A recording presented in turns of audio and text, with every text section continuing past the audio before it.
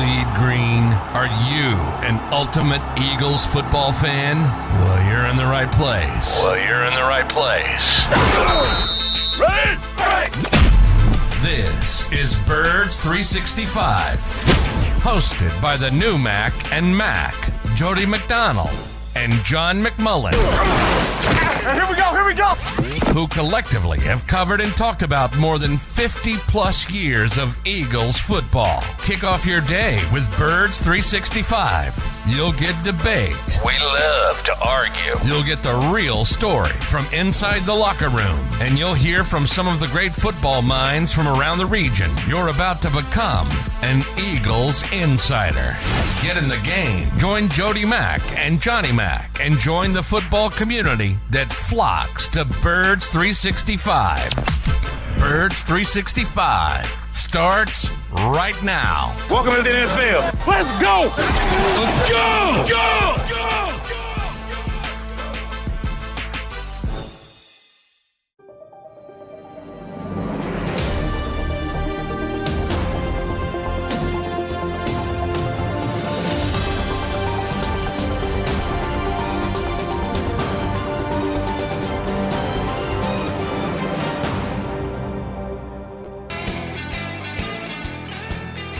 And a good 4 days and counting morning to you, Birds fans. You got John McMullen and Jody McDonald, a.k.a. Mac and Mac, what you hear on Birds 365. You can almost feel it. And not there yet, but we're getting damn close. John McMullen got a chance to virtually chat with the Eagles coach yesterday, Nick Sirianni. And as expected, Johnny Mac, he wasn't very forthcoming, was he? He never is. I mean, when you talk about personnel, he's just not going to say anything. So, I mean, I think Rube went after safety first. Then I just made a joke about the punters because he's not going to say. It is what it is, but competitive advantage. And he believes there's an advantage, especially early in the season when people don't know what you're going to do. And, but he said the Patriots have it as well with Bill O'Brien coming back, although he has a history from the past as well. So you can go by. These guys are ridiculous. Every single one of them, not just Nick, every single one. Right. He's not the only one in the NFL who subscribes to this theory. They're, as the game has gotten more simpler, it's gotten simpler because it's had to, because of we always talk about the lack of practice time. So rightfully you boil things down. And it's funny. They seem to have gotten more secretive as it's gotten simpler. And it doesn't make any sense, but it is what it is at this point. One thing Sirianni wasn't afraid to talk about yesterday was his effusive praise and respect for Bill Belichick. It's the first time that he's ever coached against Belichick. The Eagles as an organization certainly matched up against the Patriots plenty in some big games, as in 2 Super Bowls. So there's certainly a familiarity between Eagle Nation and that Belichick guy. But Nick seemed pretty taken back by going up against a coaching legend, a guy who some people think is the greatest coach of all time in the National Football League. Too much respect or just the right amount in your eyes? I don't think it's too much. I don't think as a coach, as coaches, obviously in that profession, they have tremendous respect for Bill Belichick, and they should. He in my mind, you said maybe the greatest coach of all time. In my mind, he is the greatest coach of all time. And I know people will say Tom Brady, and since Tom Brady has left, and I would say to those people, you don't understand coaching. If you want to criticize Bill Belichick, criticize him for the GM part of the job, because as Nick Sirianni will tell you, show me a good coach, I'll show you good players. Coaching's about a sliding scale, and the only way you could accurately grade everybody is to give them the exact same talent every year and see who would come out on top. And I guarantee it would be Bill Belichick. That's why he's the greatest coach of all time, because he's going to get out of what he has a little bit more than anybody else. And that's what good coaching is, but it's always a sliding scale. And yeah, you can say he hasn't been up to the snuff personnel wise in the post Brady era. That's a valid criticism. But people who criticize his coaching, they don't understand coaching. I mean, you kind of saw it. You saw the reverence, and there should be. I mean, it's unbelievable from a coaching perspective. He has been that good, and it all comes down to definition. The only guy I would put him in the conversation with is Vince Lombardi, and again, that's before my time. Trying to compare the NFL in this millennium, it's tough.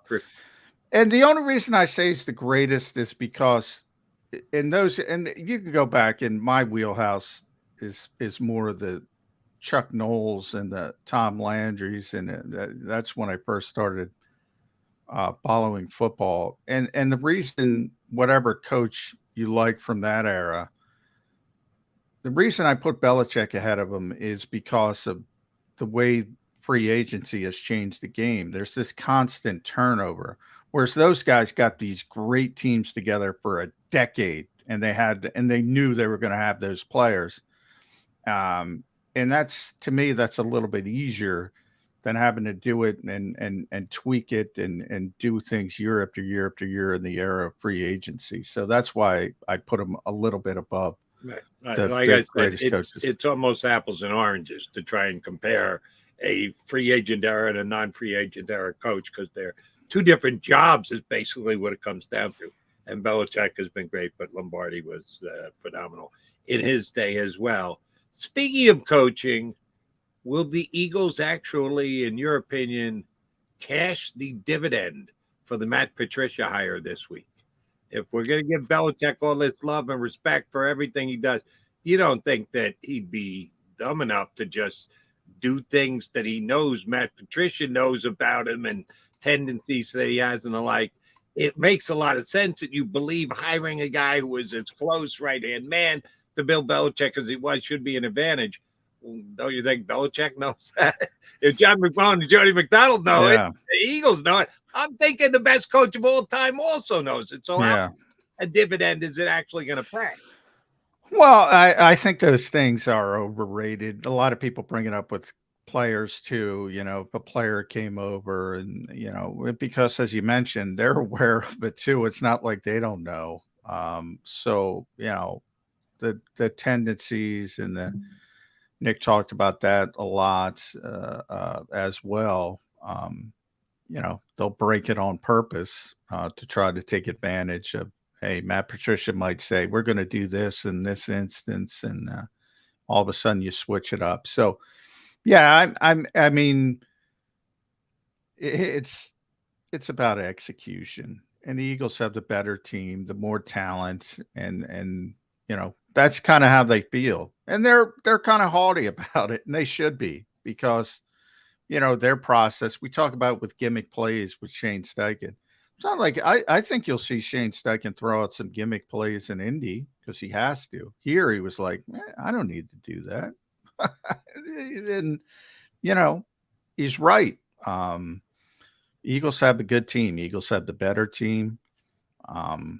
And I don't think Matt Patricia changes that dynamic all that much, good or bad. If you're an Eagle fan, which we're thinking that 99% of the people watching us right now would fall into that category, you're believing that. You think that Matt Patricia is going to pay some kind of dividend.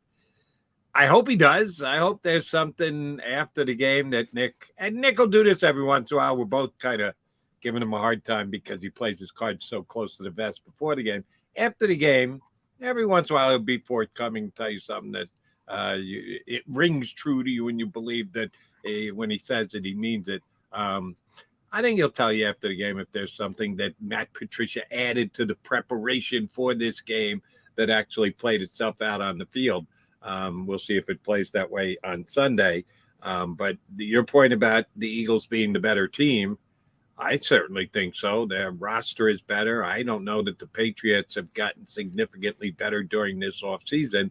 And they were an 8-9 football team last year. Even if Belichick is the greatest coach of all time, he was coaching an 8-9 roster. Do you see an improved roster for the Patriots this year, Johnny Mac? No, not necessarily. However, I will say that it's another year with Mac Jones. It was interesting because he got some criticism as you saw back with Andy Reid back in the day with Juan Castillo doing some weird things on the coaching staff. And now he's gotten back to a more traditional offensive mind and Bill O'Brien. Maybe that helps. I think the improvement probably is going to come within. The problem for the Patriots, in my mind, is the division. Their division is really good on paper. Specifically for me, I think a motivated Aaron Rodgers is the most dangerous thing in the world, and Buffalo's really good. I'm not as high on Miami as some other people, but they're a good team. I'm not going to say they're a bad. They're a good team, and they're number 4. I think from a talent perspective, I don't think there's any doubt about that. And look, I think he's going to try to do things a unique way offensively and maybe try to take advantage of what this league is doing as a whole. I always say I love those guys, Jody. Don't give me the copycats. Give me the guys who are out in front. And I always go back to Billy Beane in baseball. When he was doing it, when he was Moneyball, he was the only one doing it. So he had the advantage. Then everybody does it. It becomes who does it best. Doesn't, and then you need the next guy who's counting cards, so to speak. And maybe he's that guy. I doubt it. I think the margin of error is too small to play that way in this league because, look, I could see them coming in with a great game plan because they always have a great game plan. And I could see things because of the energy of season opener, Tom Brady day, things going well for the first 7-8 minutes, getting some first downs, chewing up some clock, shortening the game. And maybe they even lead 10-7 at some point. You say, "Ooh, what's going on here?" And then bang, bang. It's going to be big plays. And then that margin of error is small when you try to play that way. And it could be one blown coverage, as we always talk about with the big Fangio defenses. Bill's a little bit different from that, but you see it all the time. It's one mistake and bang, you got a big play because you have AJ Brown and Devontae Smith and Dallas Goedert and Jalen Hurts and on and on and on and on. I think Bill already tried to play that card last year when he had co-offensive coordinators, a defensive coordinator by trade, and a special teams guy and a former head coach. He's always trying. That's right. And that didn't quite work out too well for him. So I don't know that we have to be in fear of, Belichick's going to have, and I think this is so tremendously overstated. Belichick will have a trick up his sleeve. Where were all the tricks last year when they went 8-9? Guess what? They had an 8-9 roster. They went 8-9 because of it. So that's where we'll slightly disagree. If he finishes, and that's kind of what I bring back to my original point about coaching. Probably didn't have an 8-win roster. Probably had a 6-win roster, and he got it to 8 wins. That's where I think the coaching comes in. But if you don't have the talent, you can't win. You can't win at a high level. He's always going to win a little bit more than he should. But you can't win at a high level unless you have talent. Talent is more important than coaching. Even in the NFL, where I think of the major sports, coaching means more in the NFL than any other major sport, but it's still about the players first. It's still way about the players first than the coaches. No, they went 10-7 the year before, so they went backwards. They lost 2 more games than they did the year before that. I don't remember. That Brady guy had already gone by then. Any significant decreases in the right guys up and leaving free agent. I don't want to be here if Tom's not here. I won't say Belichick coached a 5-win talent team to 8 victories last year. I don't know that that's the case. they still had some talent on that team. I just don't think he did a great job because maybe he overpushed the envelope with the I need to think outside the box thing, and the way he handled his offensive coordinator. Well, yeah, I mean, I can't prove it. It's just always, to me, good coaches are going to get a little bit more out of what they have than other coaches. That kind of me, but that's a sliding scale. That's what makes it difficult. A lot of people, I shouldn't say a lot, but many people are saying, well, Belichick's not that great because look what's gone on since Tom Brady. And I'm like, well, yeah. I mean, but guess what? Insert name isn't going to get 6 Super Bowls with Tom Brady. Probably not. Can I prove it? No, right. But that's my thought process. And Brady will not be returning to the Patriots to play. He's going to be there Sunday. They're going to retire his jersey or whatever other ceremony. They're going to have however they're going to laud him and praise him. And I do think that could help to level the playing field in this game. I tried to find it again last night. I still believe it's the most expensive ticket on the secondary market this week or for the entire season. Patriot fans just aren't giving up their tickets. They want to be there for Tom Brady Day. Those that are asking an outrageous sum. I said this on WIP last night. The Eagle fan base, Eagle Nation, is as good as there is in the National Football League at traveling. We've seen examples over the last however many years since they won the Super Bowl 2017, going in and taking over other team stadiums, either getting more than 50% of the fannies in the seats, or if they didn't get it, sounding like they got more than 50% of the fannies in the seats. That's not happening on Sunday, John. Yeah. There's not going to be a massive Eagle contingent of fans, even after having a team that went to the Super Bowl the year before. No, I agree. Same thing happened. I was shocked. I remember talking about it. I was shocked at how few Eagles fans there were in Detroit last year for the season opener. And it was the same thing to even a lesser degree, because I assumed, well, it's the Lions, they'll give up their tickets and there'll be a ton of Eagles fans there. But no, they were hyped up for week 1. And there were very few that could get in the building, and it was loud. Now that's indoor, obviously. Foxborough, yeah, I don't think you're going to see a lot of Eagles fans, even though that's a shorter trip. Even though there would be, you see Washington in years past, that's going to be more difficult, by the way. They sold out for the first time in forever. The Eagles would typically take over at FedEx Field, yeah. The Eagles fans. Arizona, I remember last year, was unbelievable. Arizona, it was like Philadelphia West for the regular season game. Yeah, I mean, when they have an opportunity, they're going to take over the stadium. There's not going to be an opportunity. No, and I think the Patriots fans that will be holding on to their tickets will be as leather-lunged as they can. Now, will it last the entire game? If the Eagles get up by 2 touchdowns, do you feel the buzz in the stadium start to die off? Yeah, I think that could be the case.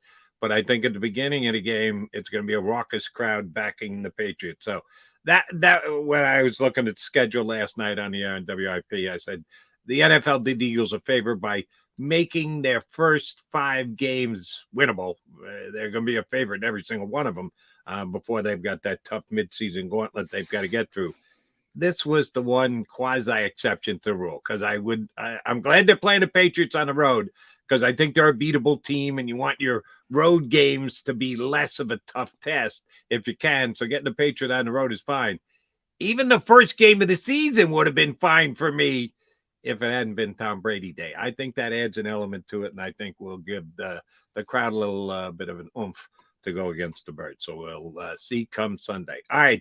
He's John McMullen. I'm Jody McDonald. That would make us Mac and Mac here on Birds 365. Are you sure Mike Gill's back from vacation? I am. I checked. It was stunning. Well, I had to go on his show yesterday. Oh, so, you did? Yeah. All right. So you said talk to you in the morning on Birds 365? Yeah. Yeah. Okay. I Okay. booked him on air. I'm doing work on air. Very good. Hey, get it done any way you can. Mike Gill's been out the last couple of weeks. We're not saying he doesn't deserve a vacation. It's not like we pay him a ton to come here on the show. So we can't really complain about it, but we do always enjoy having Mike Gill on, specifically since West Virginia got beat up by Penn State. I definitely want to have Mike Gill on the show. What was the final of that game, by the way? Do you remember? Oh, you know the backstory to the game, right? I do not. Okay. And we'll do this before Gil gets on here, but he might already be listening. Penn State scored with 5 seconds left to go to get, and they're already up by, we were talking about that yesterday. Yeah, by double-digit points. I took a call on CBS that night about it, and so do the coaches know the point spread? Why would the coach of Penn State score with 5 seconds left to go? And my response was the same as it always has been. In college football, the rules are there are no rules. Yeah. Because subjectivity comes into deciding who's got a chance to play for the champion. There are style points. There are beauty points. Margin of victory counts. And the NFL means nothing because you have standings and you have tiebreakers. So how impressively you win a game is irrelevant. It's either a win or a loss or a tie. In college football, that's different. So I had zero problem with James Franklin doing that. Yeah, some West Virginia people might, and Mike Gill might be one of them. We'll find out coming up next. Mike Gill from the Sports Bash down the shore comes back on his Wednesday spot here on Birds 365.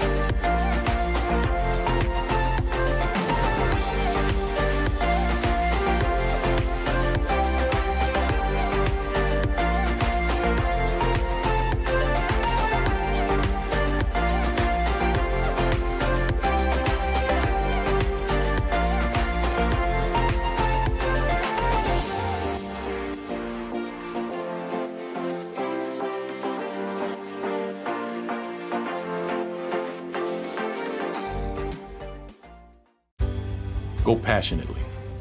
Go fearlessly. Go confidently. Go Birds! Go confidently towards your goals with First Trust, Philly's hometown bank for nearly 90 years, and the official bank of the Philadelphia Eagles. We're focused on getting you over the goal line. So go with conviction. Go with trust. Go Birds! And go forward with us by your side. First Trust Bank, the official bank of Philadelphia dreams. Oh, and go Birds.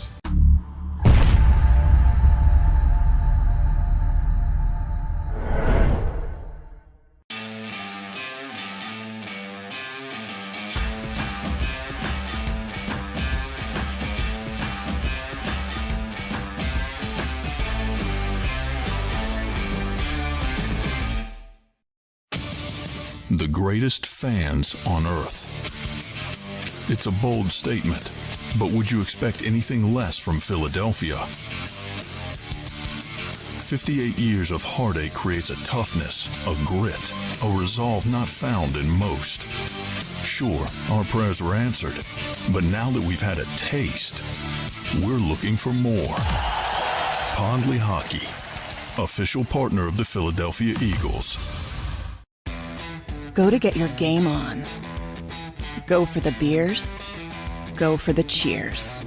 Go for the hit and the hits. Go for the stakes and the stakes. Go to get your parlay on. Go to get your party on. Go for the scene. Go for the screens. Go for the gallery. Go for the win. Go to Ocean. Visit theoceanac.com to plan your visit. EAGLES, Eagles.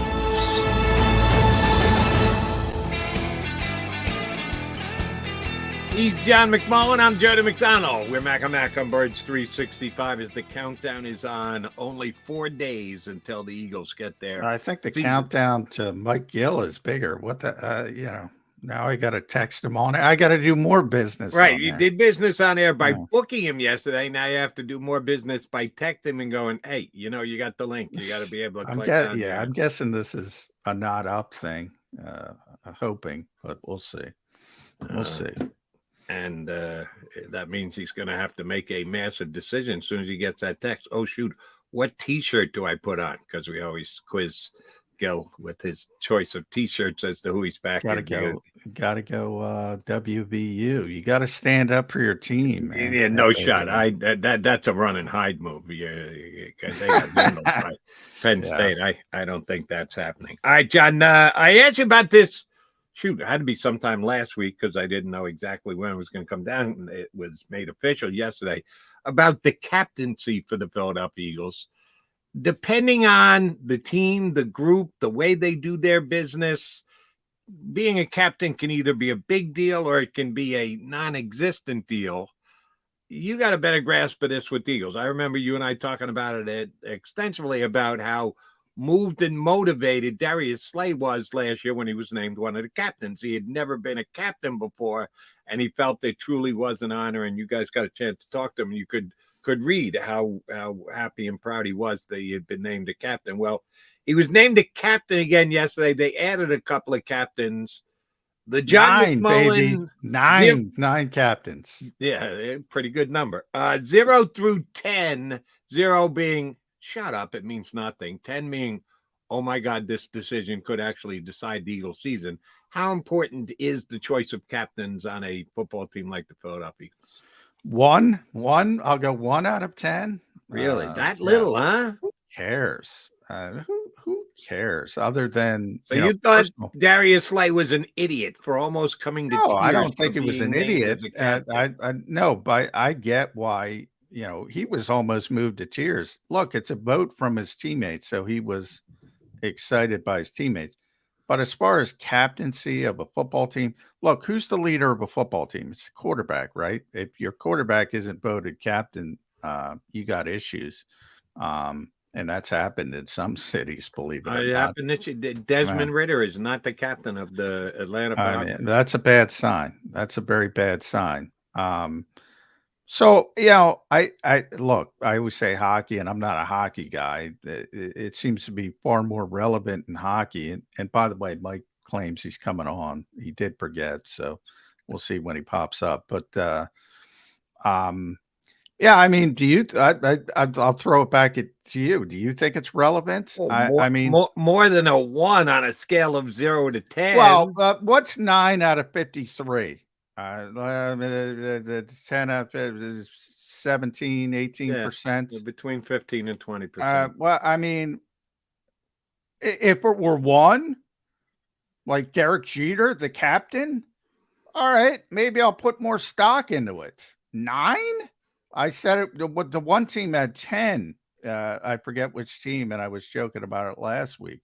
There's 9 captains. I mean, what is the relevancy of that? Well, I can tell you something that I thought was relevant, and I'll tick off the entire listening audience here. Oh, they're all right. They're always ticked off. I'm going to question the Philadelphia Eagles. They put out a tweet yesterday with pictures of their captains in action, at attention, whatever, a different type of pictures of the individuals. And they put out the 8 regular players for offense and defense, and they didn't include a picture of Jake Elliott in the tweet. They did. Poor Jake, man. You talk about how much do McMullen and McDonald have to talk about the fact that the Eagles don't even consider special teams as part of football. Yeah, that they're treating it like that. That's a good eye. That's a good eye, Jody. Go to Philadelphia Eagles Twitter, and you'll see the picture they put up of the 8 captains. Well, they got 9. And somehow Jake Elliott didn't make the cut. How do you do that? How do you disrespect? The only strength of your special teams right now is Jake Elliott. So you're not going to put his picture up with the other captains? And by the way, he's a repeat captain. So, that's a bad job by the Eagles. That tells you how much I was paying attention to it. I'm trying to pull it up now. I just happened to see it on Twitter, and I said, all right, let's see how everybody. And I go, wait a minute, don't they have one more than that? So I had to go through them picture by picture and go, I didn't Jake Elliott. That's awesome. Choose not to put him. It's a good eye by you. Yeah. Well, that tells you how important it is, I guess, because it's not like they They don't have any pictures of Jake. He's been around for a while. But, the 7 captains were repeats from last year, and the 2 new ones were A.J. Brown, Devontae Smith. So I look at it. Now, obviously, there's guys like Kelsey and Fletch and Brandon and Lane who've been here forever. You have the quarterback. We mentioned Slay, Jake Elliott. Who else are you going to name on special teams? What are you going to give it to? Josh Jobe? But, all right. So I look at it this way. You got 9 captains. I go with the long snapper, but yeah. Well, you're probably right. But all right. I'll use Rick Lobato as an example. Here's to me. When you're naming 9 captains, where the hell's Dallas Goedert? Where the hell's Hassan Reddick? Where the hell's Rick Lobato? Either do it right, name an offensive captain, a defensive captain, a special teams captain. I'm okay with that. It doesn't have to be one guy, but it's got to be for it to be meaningful for me. That's what it would have to be. And then I put a little bit more credence. Maybe I'll get up to 3 on that 1 to 10 scale. But 9, come on. Yeah, here's the problem. And I was actually happy for both Brown and Smith for making it because they're major contributors to this football team. And I think the reason the Eagles took the massive step that they took last year and Jalen Hurts took the massive step they took this year was what A.J. Brown was capable of coming in and doing on his lonesome. And then by doing that, kind of freeing up Smith to be able to take as big a step as he took. Well, that's Eagles and throwing a football is the number one reason why this Birds team was so much improved from year to year on a one-year basis. I think they kind of deserved it. I think they earned it. So I had no problem with those guys. Let's go through that exercise, Jody. I'm going to force you to pick one, and Jake's special teams, obviously. Although maybe you want to go Rick Lobato. I don't want to speak for you, but give me one. I want one. I want a captain on the offense, the defense, and the special teams. Well, as much as I just sung the praises of A.J. Brown and Devonta Smith, could it possibly be anybody other than the quarterback? I don't think so. It should be the quarterback to begin with, just because the position lends itself to being a captain. Then you had the fact that Jalen Hurts is the type of player that he is. The level of his play should help to dictate it. Oh, he's runner-up for the MVP. That box is checked. And then you have to take the personality into play. He is a natural-born leader and a guy who brings players together. So he does everything. So that's a given. I think you can make an argument on this team for Kelsey, but I agree with you. It should be Jalen Hurts. But Kelsey only loses out because one guy's a center and one guy's a quarterback. Yeah, exactly. If they were of equivalent positions, now we'd have an argument. But because one's the quarterback and one's the center, yeah, the quarterback's going to win every single time. Defense is tough. Who is the defensive leader of this team? If it's a D lineman, it's such a situational substitution position anymore in the National Football League, and the Eagles, for a fact, are going to do that. I would put Brandon Graham over Fletcher Cox, but I even have a question with Brandon Graham being the guy because he's not out there every single snap, the way that a Darius Slay is going to be out there every single snap. And Slay does take it very seriously. We talked about him getting a nod last year and how moved he was by it. But do I think he's a rallying the troops guy as a cornerback? That he's going to be the one who's going to motivate the other guy? Maybe you want to go Nakobe Dean. I will tell you, I would not be shocked next year if Nakobe Dean is one of their captains. He's just not ready to be. How many snaps did he play last year, John? 34. 34 snaps. You can't take a guy who played 34 snaps the year before and make him your captain.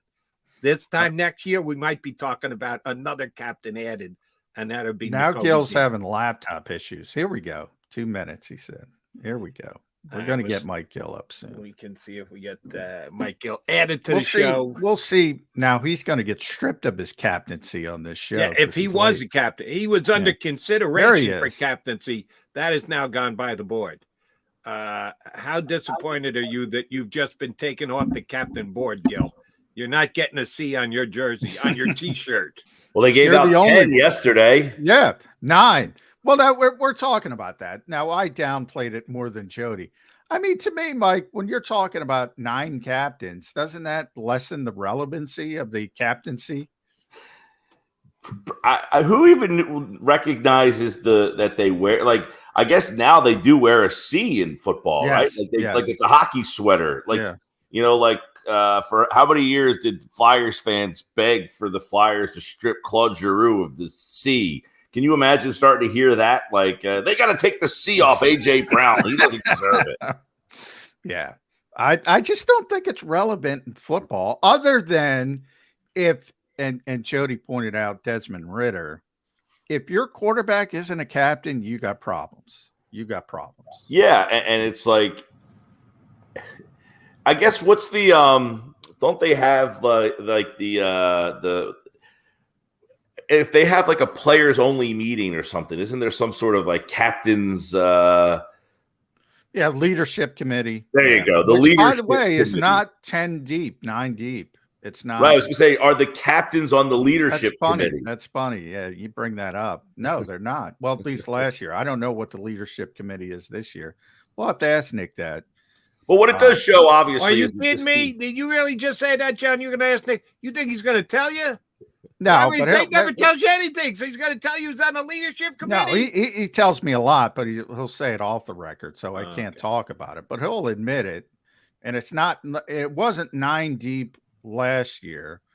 I don't think it's going to be 9 deep this year, but we'll see. He'll answer that question. Now, not publicly, but Off he'll the answer record, it. right? Yeah. We better hope they don't need their leadership committee.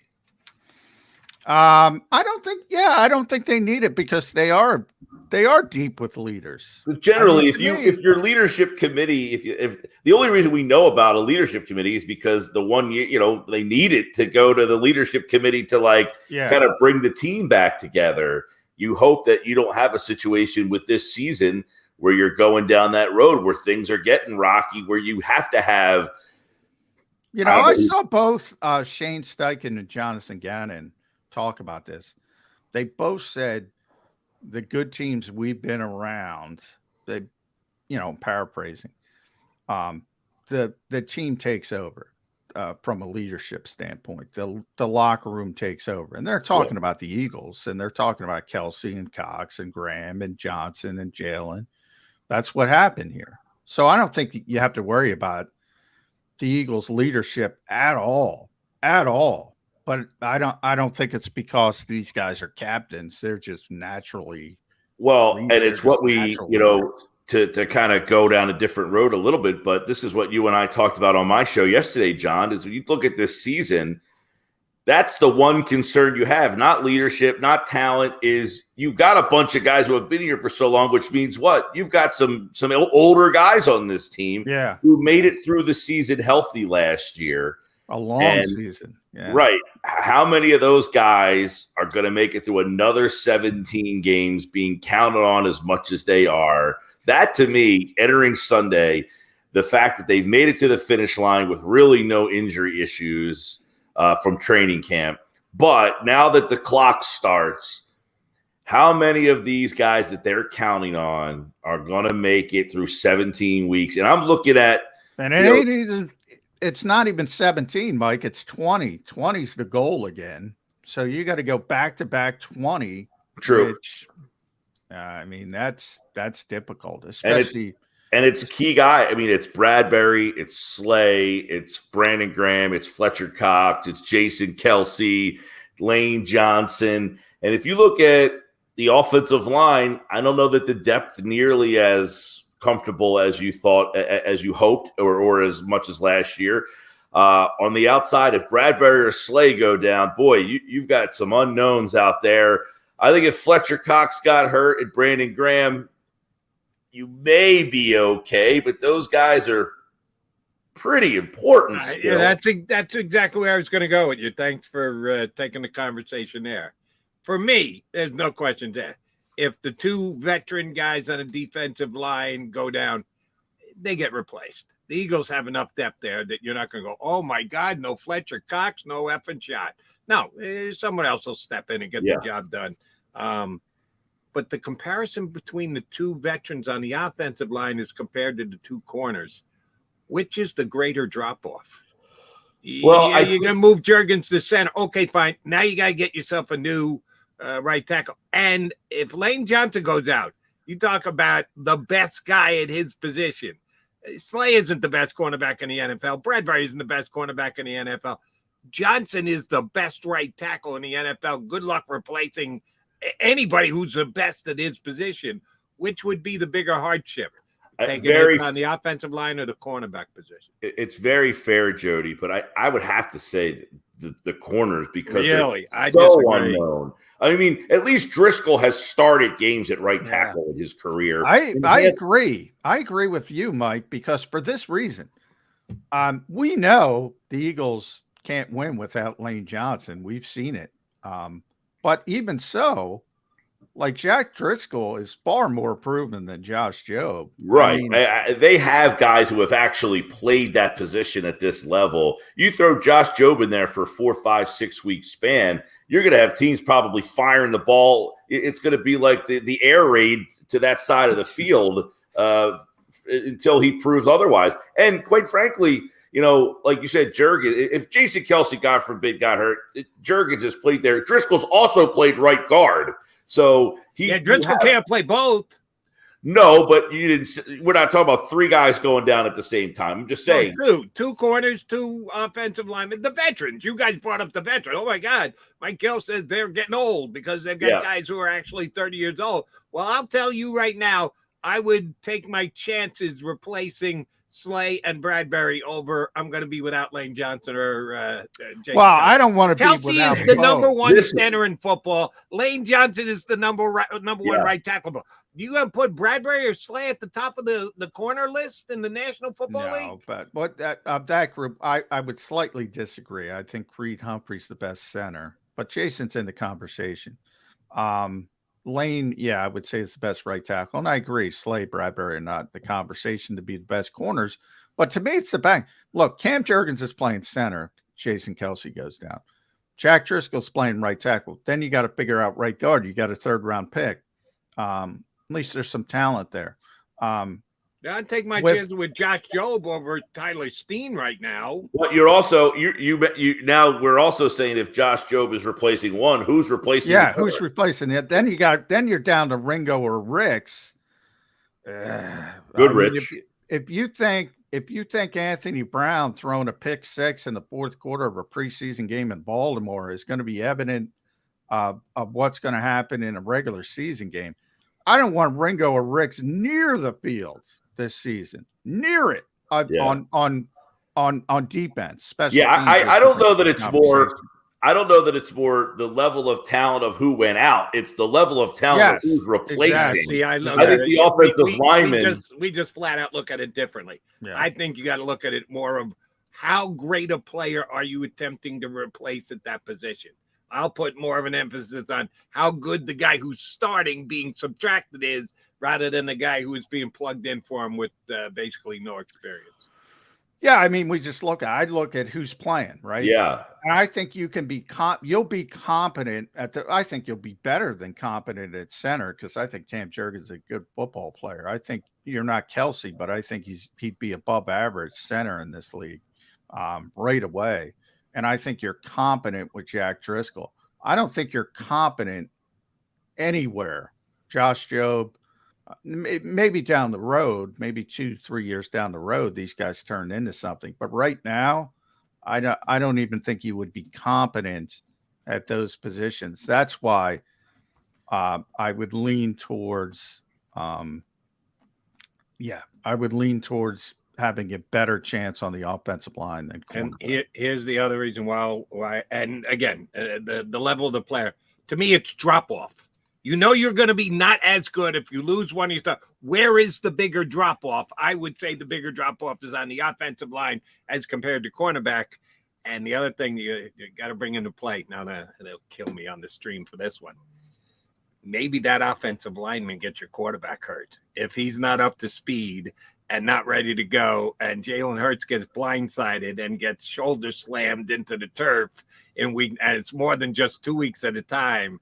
Yeah, no, I don't want to even think about the possibility of that happening. That's why. Well, these are all not good thoughts, Jody. No, being honest, you got to be honest if you're going to do a show like this. They're not ideal thoughts, but to me, if I'm trying to find, I asked John this question yesterday. Last year, when we entered this season, the number one, without a doubt, question was, what is Jalen Hurts? Who is he going to be? Is he your quarterback? Am I going to have to draft a guy? Am I going to have to trade for a guy? He answered those questions, and that question is now sealed. You've got your quarterback. So now, entering this season, what is that unanswerable question entering this season? I don't know that there is a definitive one. The concern for me in this season is, can I get through another season? I was very healthy last year. Can I get through another season with the same core of guys? Can I get them through healthy again? To me, that is, and it's an unanswerable question because injuries just happen. You don't know when. You can't say, okay, I know I have till week 5 before somebody goes down. May happen, may not. Right. The other stuff, I don't know. Is there a question that I'm missing that is so big that you need to find out that will impact this season like last season? I don't know that there is. Yeah. And to me, to get back to the original thought, which you obviously want everybody to be healthy, and it's going to be an issue for both. But to me, I would say if you can, and it's very hard to do this, but if you can pretend that Lane Johnson and Jason Kelce and Darius Slay and James Bradbury don't exist and say, all right, the only thing I have is Cam Jurgens and Jack Driscoll and Josh Jobe and Calais Ringo. Of those 4, who are you most confident in from 1 to 4? Who are you most confident in? That's not the question we're asking here. That's a separate question. But that's why I say if you're losing those 4 players, where are you going to feel the pin? Where's the biggest drop off? You believe what level they're going to be able to play to, one on the defensive side, one on the offensive side. That's the question the Eagles have to answer. Not can you rank these 4 players and their ability to. Well, no, because your original point, where would they be worse off? I'm saying if you have competency, you can't be worse off than not competency. Even if you think the drop off is greater, they have competency in Cam Jurgens at the bare minimum. Like I said, I think Cam's a good player. But Jurgens, you're not talking about Jurgens. Jurgens is moving to center. It's the right guard position and the right tackle position. That's what you'd have to fill. And you have competency in Jack Driscoll, and again, at least some upside in Tyler Steen. So you don't think Jobe has any upside? I don't think he has the upside of Tyler Steen. Jobe's got a year under his belt in the NFL. Tyler Steen's got a couple snaps in preseason. Well, the pedigree isn't everything, but one was a 3rd-round pick and one was undrafted. I mean, that tells you what the league thinks right off the bat. Now, the league gets stuff wrong all the time. There's undrafted kids in the Hall of Fame. But I do know that undrafted players eventually getting into the Hall of Fame. But if you're playing the odds. What the hell are they doing with Reed Blankenship as the only safety that they'll actually acknowledge is he was undrafted. How the hell can we know what the hell he's going to be able to do? Well, again, you can always, I can bring up John Randall. All right. He's in the Hall of Fame. But you're a gambling guy, Jody. If you're playing the odds, you're not betting on the undrafted guy. So yeah, I am. Oh, absolutely I am. Here's the odds. What do you mean you are? John, I'll try and explain it slowly. One was in the NFL last year, one wasn't in the NFL this year. That to me outweighs where you were drafted, where the Eagles decided to take you in the draft. What do I think is more important? A year experience in playing in the NFL instead, never having played a down that counted in the NFL. That's how I would look at it. But I'm talking long term. But go ahead, Mike. No, Well, we're I mean, talking under about that the premise, conversation we're having is about replacing the guy if they go out and get injured. yeah, but under that premise, you're saying that you Yeah. would take a guy who was drafted in the 6th round, has Yeah, no shot of I mean- playing over the first pick of the draft because he's never actually stepped on an NFL field. That's preposterous. Yeah, that's that you're taking an outlier, and that's why I said I'm playing the odds here and saying, pedigree tends to matter in the NFL.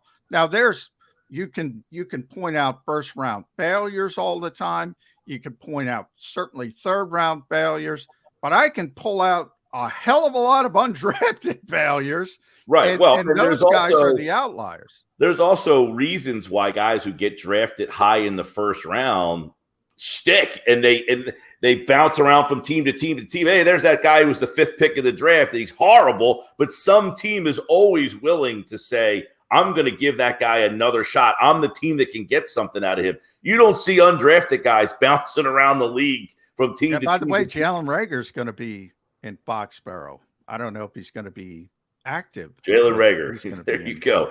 Just because he played in the NFL, do you want him getting snaps over somebody who just got drafted this year?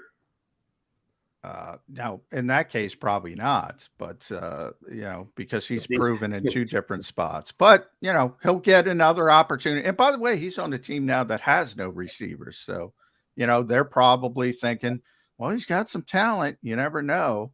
As to your point, Mike, people are going to give those people chance after chance after chance because they have that baseline skill, those baseline traits that other guys don't have. But the bottom line here is the Eagles can't afford to lose any of those. Right. The one thing with Josh Jobe, yes, he was here last year, but he never had to play because they made it through the season healthy. They never had. How many plays has Tyler Steen played? None. 0. Okay. Well, then he's ahead of Tyler Steen at least. Well, a lot of people want Sidney Brown to start week 1. He's never played it down, but he might be the best option. I mean, certainly from a talent perspective, he's the best option. Now, well, that's the question. Would you rather Sidney Brown? Would you rather Sidney Brown play or Terrell Edmonds, Justin Evans? Are you more of a fan of that duo getting the playing time, or would you rather just say throw Sidney Brown out there? He's got the highest upside. I might be willing to take a chance because I've been critical of the Eagles, and it was more Gannon than anybody else last year for the fact that they didn't get Nakobe Dean on the field, and I thought that was shameful. But didn't on the Eagles depth chart, and borderline laughable, the Eagles depth chart, they have no punter listed. They have no punt returner listed. They have excess safeties. They got the Blankenship and the 2 veteran guys. The only guy they didn't list as a starting safety, they've got actually about 14 starters or 15 starters on defense, is Brown, which tells you, yeah, they're not going to rush him. I think that was a moment of truth from the Eagles yesterday. They're going to bring Sidney Brown along slowly, whether we like it or not. Now, should the Falcons start Tyler Algier over Bijan Robinson because he has more experience? I would say no, but that's me. Nor would I. And oh, by the way, here's one more thing that people get nuts about. Ooh, who's starting? If one guy starts and plays 20 snaps and another guy comes off the bench and plays 40 snaps, what's more important?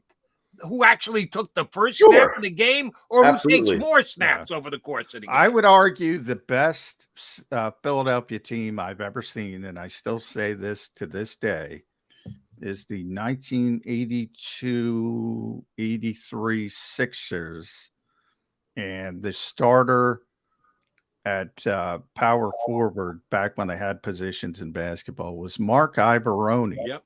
The finisher was Bobby Jones, who's in the Hall of Fame.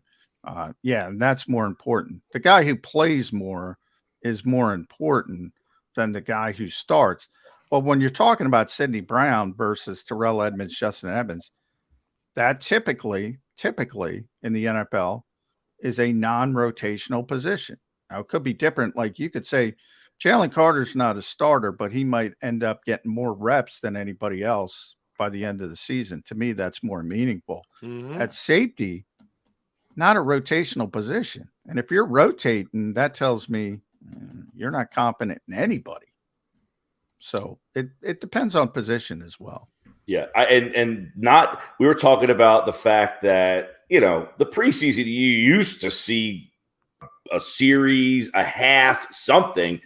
These guys got to training camp, never saw them again, and you're going to unveil this team for the first time on Sunday with certain guys who no one's ever seen before. I mean, how many snaps did the Edmonds-Justin Evans duo get in preseason games where you're like, okay, I feel pretty confident and comfortable about what they can do based on yada.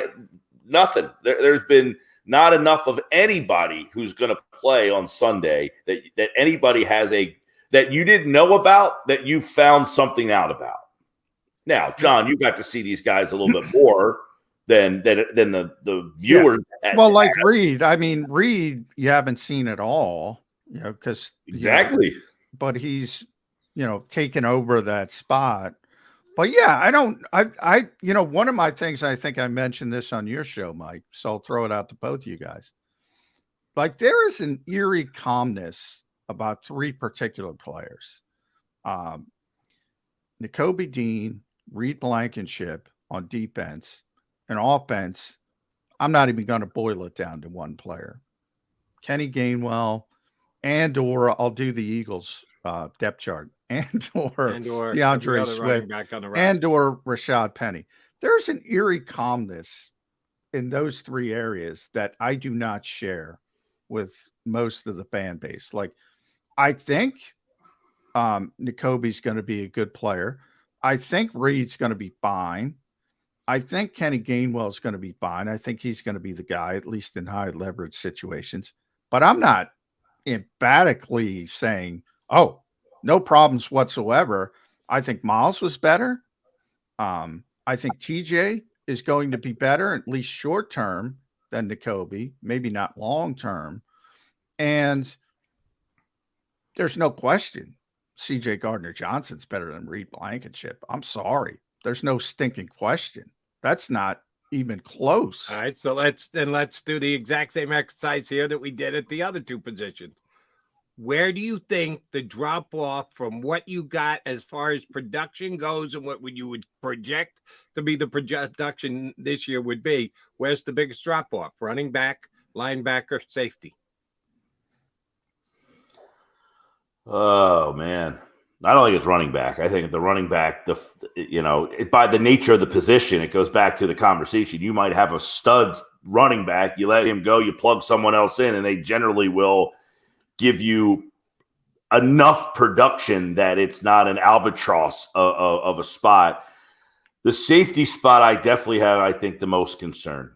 To say that Reed Blankenship is now leading the core that gave you, and that's what I look at, the production you got. You had a guy that led the league in interceptions last year. And missed 5 games, by the way. Missed 5 games. Who's replacing that level of play? That's 5 turnovers. That's pretty big. I mean, to me, trying to replicate what you got from your safeties last year is going to be the most difficult thing, because I think you'll replicate what you got from Sanders production-wise. I don't know that they're better players, but I think you'll get 1,200 yards out of your running backs.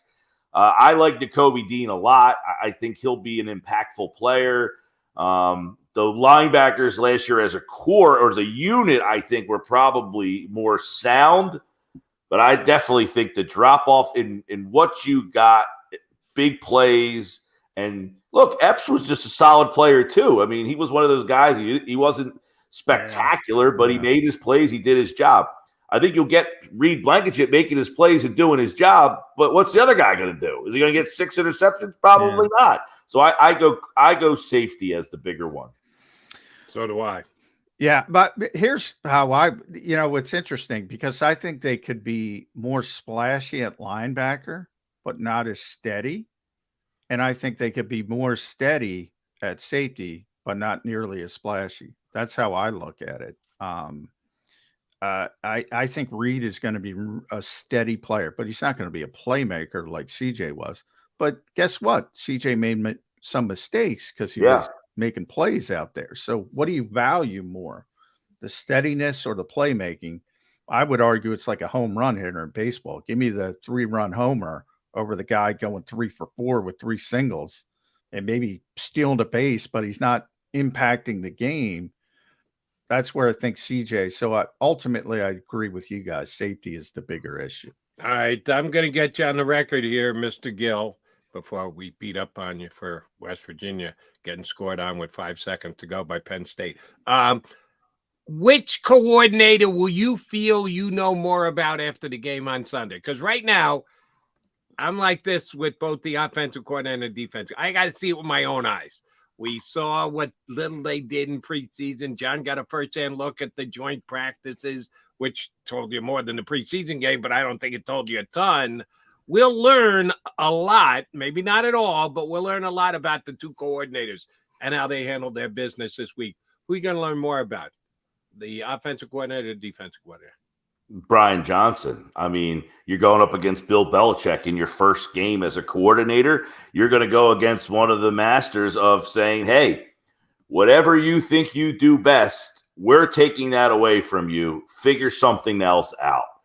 So it'll be interesting to see in this first week, the first opportunity he gets, if Belichick takes A.J. Brown completely out of the game and says, he's not beating us this week, figure something else out. Does he say, nope, I'm going to A.J. Brown whether you like it or not, and try to force things that way? Now, I don't know that that's the game plan or whatever, or if that's what Belichick's taking away, just giving an example. So I think Brian Johnson, right off the bat, he's got to go against Bill Belichick. That'll be something there. On the other side of the ball, Sean Desai, the Patriots' offense is pretty limited. I mean, the quarterback's average. They don't have a lot of talent on the outside. They don't have Stevenson's all right. Their offensive line is in shambles. They got some problems on the offensive line over there.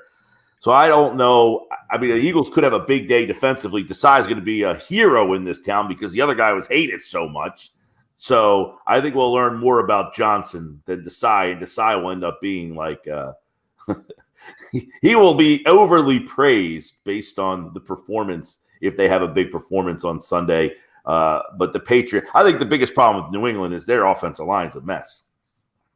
Yeah, Riley Reef goes to IR yesterday. They go out, spend $5 million on a free agent, and the guy ends up on IR. I know the head coach of the Eagles hates when you use the word luck, but your guy gets hurt in the last preseason game and he's got to go to the IR. That's some bad luck. Well, and look, the strength of the Eagles defense, regardless of is the up front. I mean, they're just going to keep rolling guys at you. And if you are ill-equipped to block up front, you're in for a tough day at the office. And this is where, the stuff like C.J. Gardner-Johnson, he made a lot of plays. Well, these guys get opportunities because the pass rush was so fierce last year. Can these guys who are not known for stuff, Reed Blankenship, can he get an interception? Of course he can. But is he intercepted Aaron Rodgers? He did intercept Aaron Rodgers, right place, right time. Yeah. But part of those things come from the pressure up front. If the Eagles' pressure is so fierce, like they hope, well, that opens the door for guys to make more plays. And the thing is, you got to be there to make the play, and you got to make the play when it's presented to you. And that's where I think the Eagles on Sunday will have Sean Desai's unit will have a big advantage is up front. All right, Mike Gill, where were you watching when Penn State scored a touchdown with 5 seconds to go against West Virginia opening week? I was at my house. I was resigned to the fact that we were not going to look. They are significantly more advanced than where we are right now, but kind of a low-brow move by the we ares. Style points. You got to get style points in college. It's absolutely acceptable in college football to worry about margin of victory. And actually, at Penn State, what was the final? 38-17, 38, something like that? 14, something like that. Yeah, 17 maybe. If Penn State beats West Virginia 31-14, it's not that impressive, to be honest. Well, that's what I said. I left the game saying I didn't look at Penn State like, whoa, this team is going to be – I like the quarterback. They finally got a kid to make a play. He could throw. He's got a big arm. He made some plays for him. I thought he bailed them out of a couple situations because their offensive line had some problems up front with West Virginia. But it was West Virginia's offense is just dreadful. Dreadful. Neil Brown is in way over his head.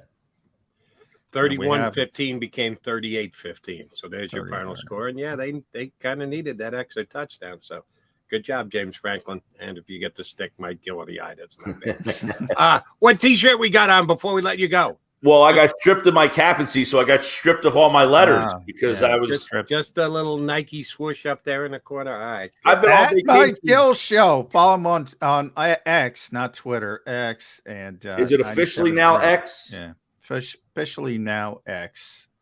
Yeah, you know how you know it's X? Because you can't retweet anymore. You must repost. If you see something you like and you want to share it with your followers, you repost it, not retweet it. So they it's really not. I guess technically it's not a tweet anymore, just an original. I don't know what you call your original posting. Now you got to say, "Oh, I posted something on X" instead of "I tweeted something." Although the website is still twitter.com. Is it? I don't know. I think it's x.com. I think it is. Well, if you put in, I think both work. Both right. If you put in twitter.com, you're still going to get there. They're not that stupid. Did the other platform make it? Is it still going? No, it's still going, but I don't. What the hell was that? I didn't do that. Threads. Yeah, I never. That was Mark Zuckerberg's answer. The Threads Road. Yeah, I don't think I missed out on that one. Yeah, since I was on vacation for 2 weeks, I blanked out, so I went with the blank shirt. There we go. But I will be back. I will be back. All right, we're going to put the C back on your blank shirt starting next week. You know, right. Mikey Gill, thank you much. We'll talk to you again next Wednesday. That's Mike Gill from the Sports Bash, ESPN Radio. Thanks, Mike. 93. By the way, I disagree with Mike, Jody. We're going to learn more about Sean Desai than Brian Johnson. I think all season we're going. Brian, nothing against Brian. I think Brian's a really good coach, but my God, that offense is talented. Take away A.J. Brown. I don't care. I'll just throw it to Devontae. Take away Devontae. I'll just throw it to Dallas. I got the quarterback. I got the offensive line. Brian Johnson's walking into a great situation. Now, to what you know how much respect I had for Shane Steichen. In the moment, could there be a questionable play call? Yeah, but they're so good offensively. Defensively, yeah, I mean, he's going to have to figure out some things. The front is tremendous, but other than that, in the corners. See, maybe we're looking at this differently because I didn't ask my question well enough. I'm not saying who do I think has a tougher job or who's going to. No, I'm just talking about reveal themselves as to what their ongoing philosophy is going to be and what we can look forward to in trying to see what the Eagles are going to do over the next 16 games. Not who's going to actually do a better job. You're right. Sean Desai's got more heavy lifting to do because the Eagles' defense isn't as good as the Eagles' offense. Eagles' offense is one of the best in the National Football League. And statistically, we know how good the Eagles were last year, but they lost guys. And McDonald and McMullen and Gill are debating what happens if God forbid, Josh Jobe gets on the field. That could friggin' happen. It could happen in the second quarter of the game on Sunday against the Patriots. If the Eagles take a hit, they think the offense will be fine. They'll be able to get over injuries. So that was the way I asked the question. But if your point is, if you were given a choice, say, do you want to coach the offense or the defense? Johnny Mack would say, I'll take the offense.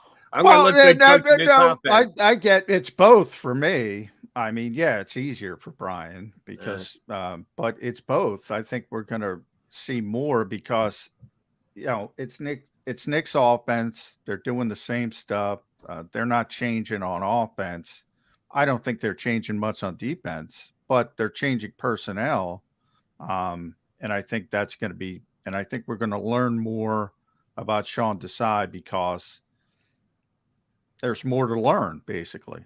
Like that offense is that offense, whether it's Nick Sirianni, Shane Steichen, Brian Johnson, Kevin Patullo, same stinking offense, and they have the same players for the most part. Miles gone, Isaac Seumalo.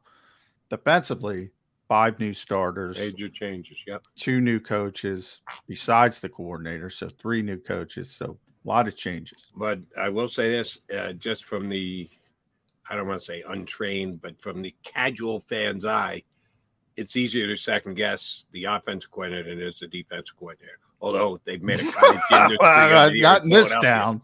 Not in true. This town. That's true. But Yeah. play calling's play calling. You can watch a play afterwards and say it was successful or it's not successful. You can watch a defensive play and go, you don't know exactly how he laid it out and who was supposed to do what and who filled their responsibilities. It's easier as just a casual fan to judge. Yeah. If I used to have great conversations with Doug Peterson about play calling, which I 100% agree with him. He's not the only one, but people don't judge play calls. They judge results. Judge results, of course. That's what. That's because the point I'm trying to make. It's much easier to judge results of an offensive play than a defensive play. Because Doug would admit, Doug would admit, like sometimes the players save my ass, and they make a play. I made a bad call in this situation. They made a play, or there's certain other situations where coach has the perfect play, and the left guard misses a block and it gets blown up, and you never know it. Right. So I think a lot of people don't recognize that they're not judging play calls; they're judging play results. That's my only. He's McMullen. I'm McDonald. That makes us Mac and Mac Birds 365. Quickie timeout. Come back. We'll set up our next guest. We're going up to Beantown. We like to go behind the enemy lines when the Eagles have a specific opponent. Got a buddy of mine from Boston who's going to jump in and do us a Patriots preview coming up here on Birds 365.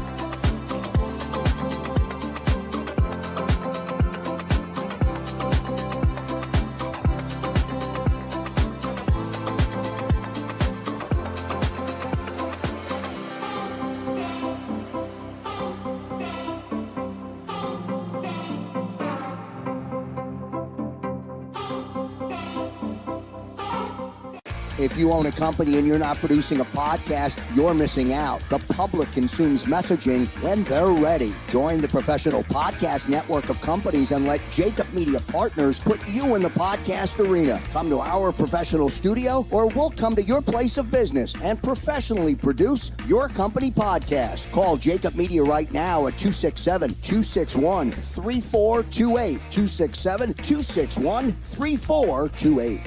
Heading down the shore, have a ball once more. Here, imaginations run wild and time stands still. Because here, you can find the best of the Jersey Shore, all on one 5-mile island. So leave the old you behind and get lost in the woods. Wild, wild, wild day.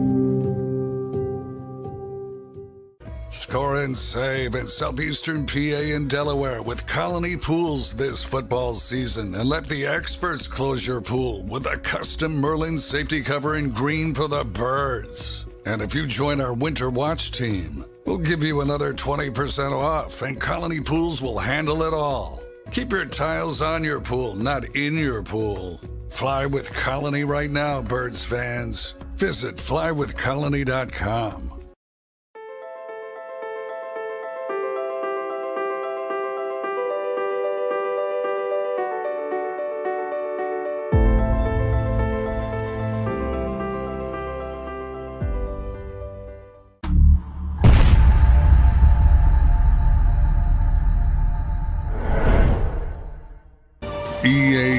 EAGLES, Eagles.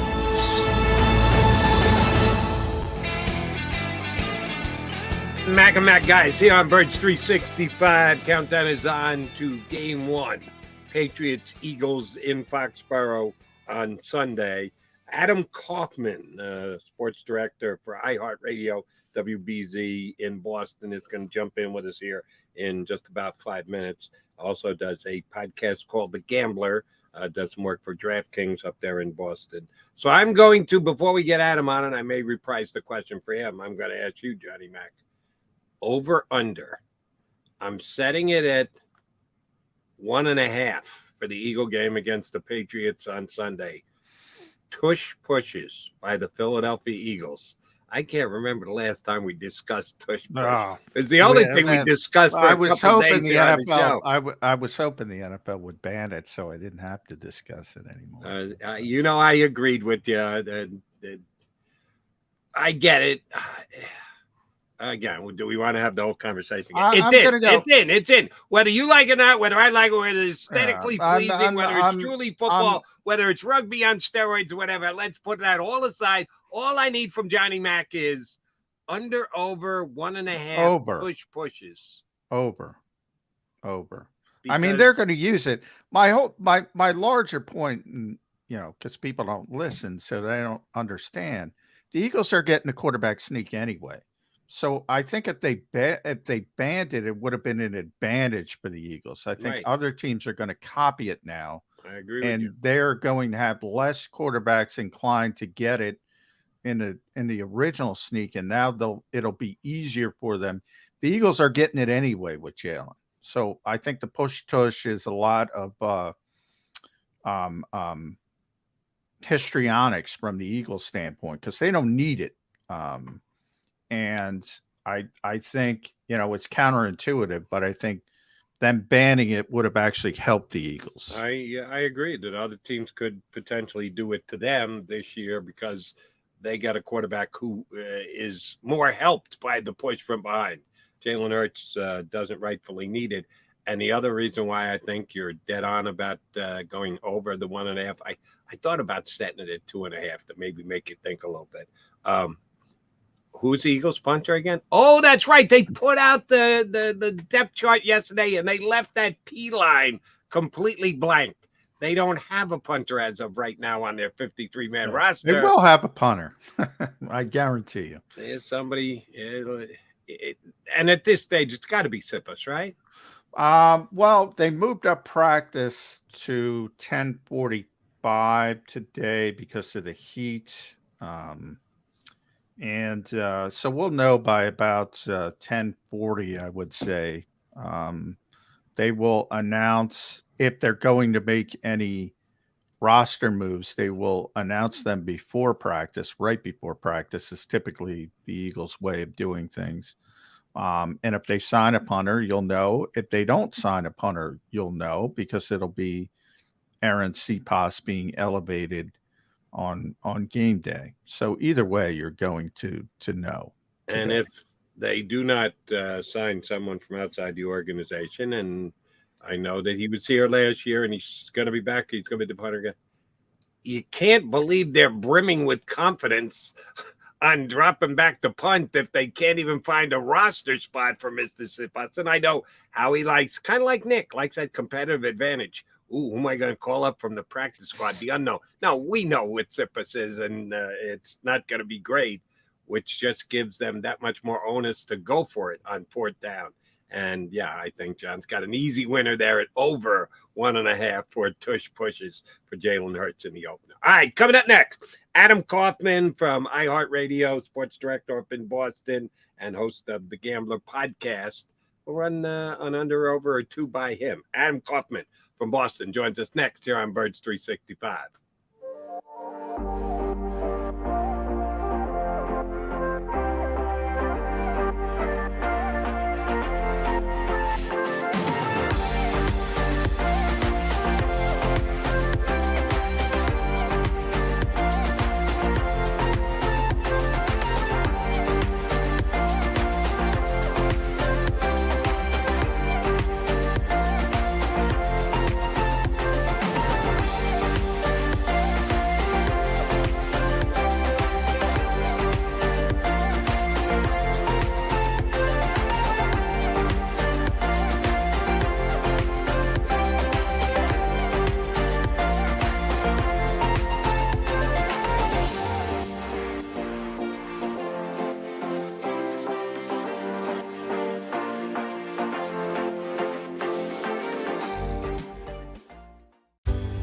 Go passionately. Go fearlessly. Go confidently. Go Birds! Go confidently towards your goals with First Trust, Philly's hometown bank for nearly 90 years, and the official bank of the Philadelphia Eagles. We're focused on getting you over the goal line. So go with conviction, go with trust, Go Birds! and go forward with us by your side. First Trust Bank, the official bank of Philadelphia dreams. Oh, and go Birds.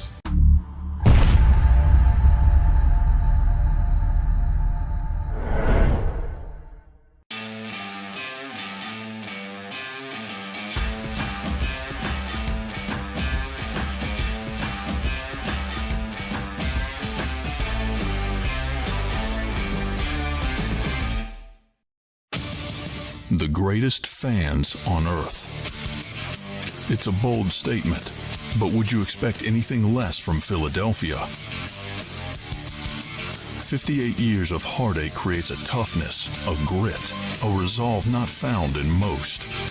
Sure, our prayers were answered, but now that we've had a taste, we're looking for more.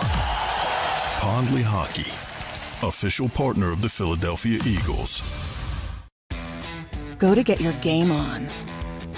Go for the beers. Go for the cheers. Go for the hit and the hits.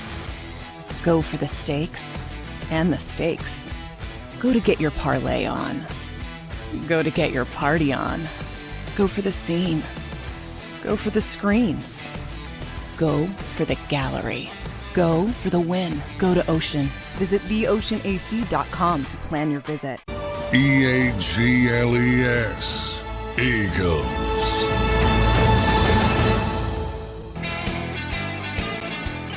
You got Mac, John McMullen, Jordan McDonald here with you on Birds 365. We're going to get a behind-the-scenes look at the Eagles' opponent this weekend. That would be in New England against the Patriots.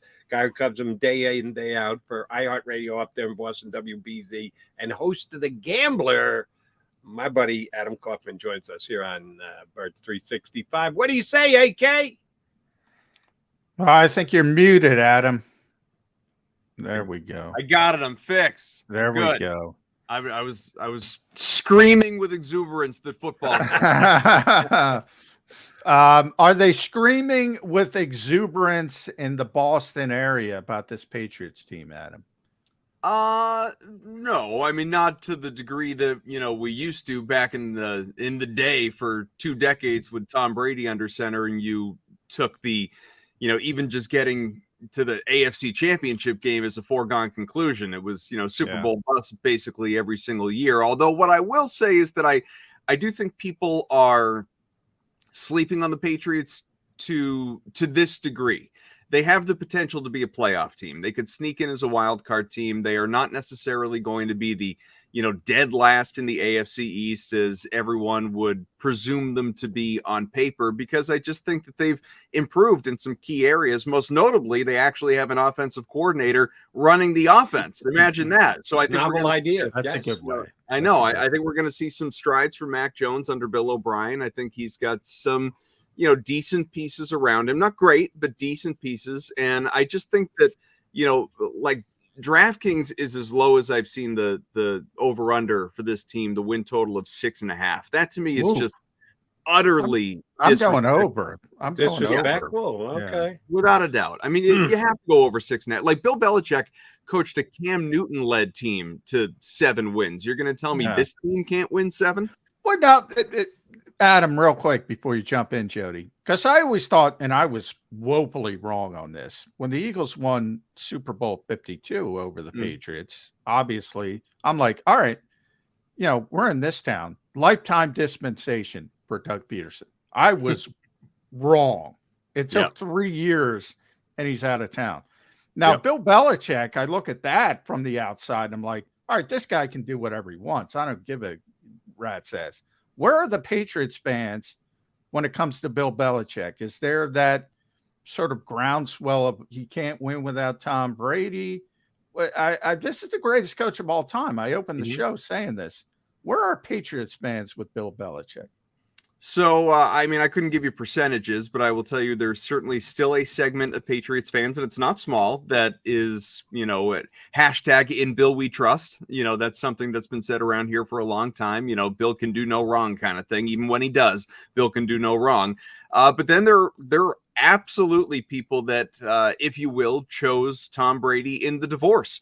And so when those two went their separate ways, especially when Brady won right away in Tampa and had two very productive seasons for that club, there are people that just are very down on Bill Belichick, ready to move on. They look at it, they say he's a 500 coach without Tom Brady. He hasn't won a playoff game since Brady left. They've only been to the playoffs one time.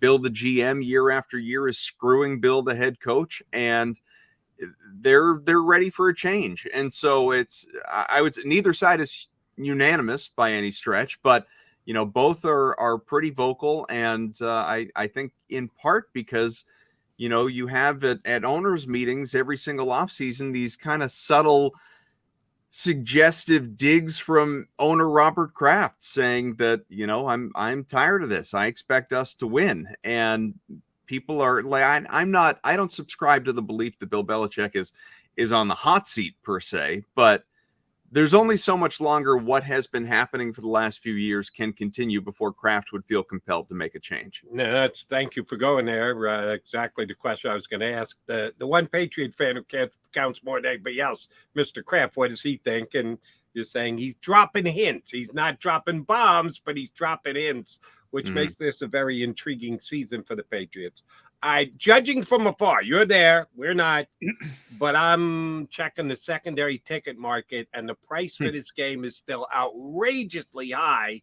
And I make that because not of the groundswell of we're going back to the Super Bowl of Patriot fans, but yeah, TB12 is coming back, and we're going to honor him and the like. So the Patriots are not giving up. The fans are not giving up their tickets. Those are selling them for an outrageous markup. What's it going to be like in the stadium when the game kicks off on Sunday, on Brady Day? To your point, it's outrageous because people are hoping that Brady comes out at halftime and is under center, agrees to a contract after Mac Jones struggles or something like that. So, yeah, I mean, this is going to be one of what Kraft has, kind of promised will be many Brady-like celebrations taking part or taking place over the course of the year. So I think that I personally, not that my opinion matters, I wouldn't have done it. I don't like the idea of honoring him opening weekend for a 4:25 game when you're hosting the defending NFC champs. You're not even, national prime time. You're underdogs, obviously. I think they're just trying to capitalize on, hey, Brady retired. We're starting this thing right away. We've got him first. He played in a couple of different places, but he's forever a Patriot. He's going to be here sitting right next to Kraft in the owner's box opening day. It's just, I don't know, if you're going to do it, and obviously you're going to do it, wouldn't you rather do it when you're the Monday night game or the Sunday night game, all eyes on you, and all the broadcast crews can be, fixated, and we can be making over-under jokes about number of times that Kraft and Brady are shown together and all of that. Instead, it's, it just feels like it's going to kind of blend into week one, like you're watching Red Zone or something like that. And I don't know. It's a weird decision, but again, it's also not a time that you need to jack up the prices and get everyone all extra amped. You do that for a Texans game mid-season, right? It's the Eagles. It's opening weekend. Like, they're going to sell out. People are going to be there anyway. You don't need Brady to go over the top with that. Yeah, and he probably want a homecoming game too. You probably want to win the game, so it'd be better to wait for the Texans, so-called college homecoming environments. But on the field, Adam, what do you like about this team? What do you dislike? What do you say? All right, this team's really good here, and they got some issues here. So, well, they definitely have some issues on the offensive line and keeping Mac Jones safe and, providing a steady blocking force in the run game from Andre Stevenson, Ezekiel Elliott, who's here as well now.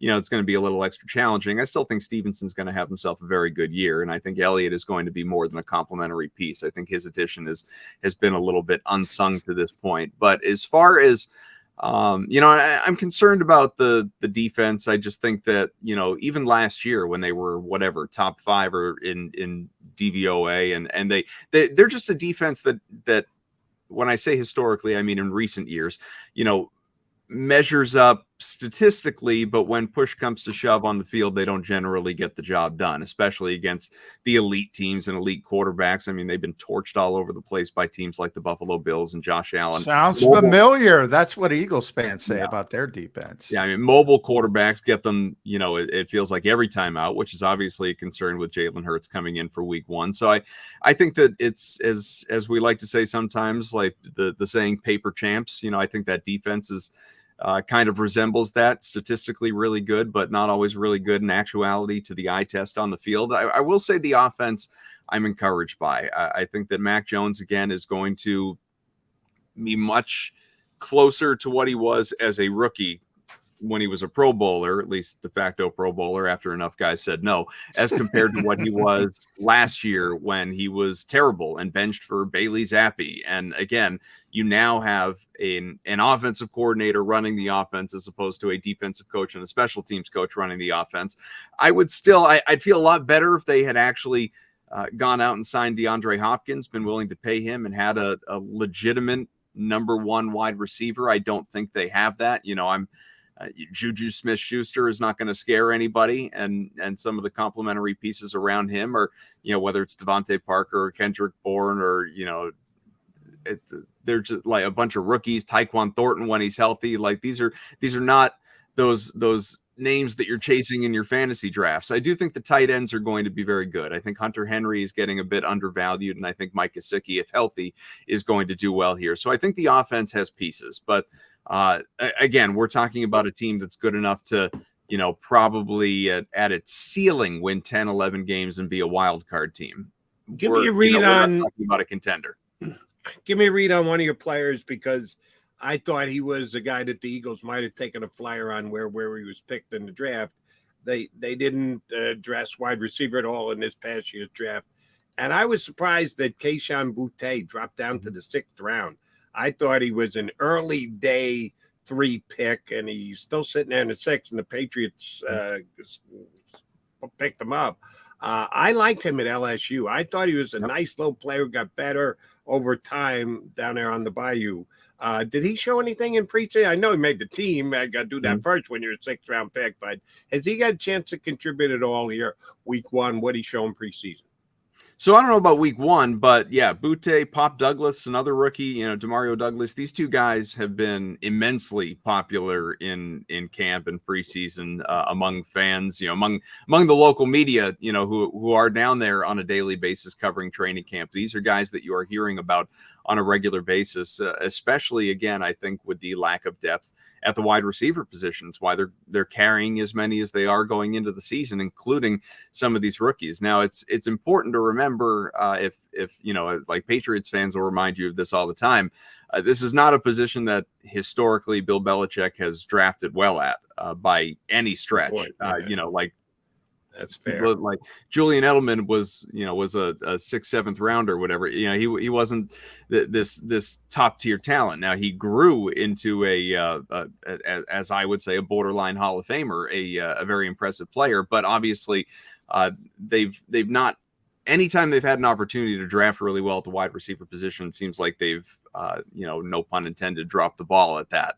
You think back a couple of years ago to passing on the likes of DK Metcalf and Deebo Samuel and all of these guys that came after them, taking the what's his name that's bouncing around with the Bears now, whose name it is slipping me because he made that little an impression here. So yeah, Douglas. Harry. What's that? Sorry, N'Keal Harry. Nikhil Harry, thank you very much. Yeah, Nikhil Harry. And thank you, and also how dare you for putting, for putting that name back in my head, because now it's going to be there for the rest of the day. Weekday's made an impression, absolutely. Douglas made an impression. We'll see if any of these guys can do it when it counts.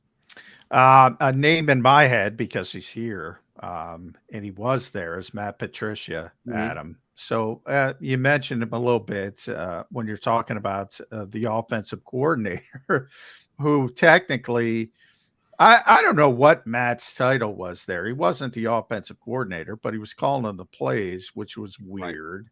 Right. I think they called him the offensive line coach, but you would know better than me.